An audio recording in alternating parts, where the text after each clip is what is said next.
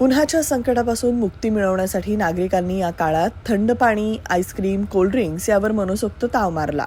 अन्न प्रशासनाच्या वतीनं बाटलीबंद पाणी, आईस्क्रीम, कोल्ड्रिंक्स यावर विशेष लक्ष ठेवण्यात आलं होतं.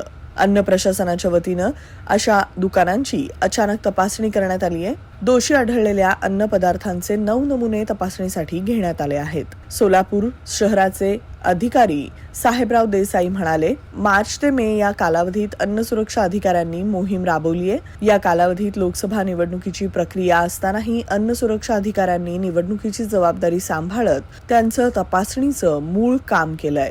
बाटली बंद पिण्याच्या पाण्याचे 2 नमुने घेण्यात आलेत. आईस्क्रीम आणि डेझर्ट्सचे 4 नमुने घेण्यात आलेत. बेकरी पदार्थ आणि शीतपेयांचे 3 नमुने असे एकूण 6 नमुने घेण्यात आले आहेत.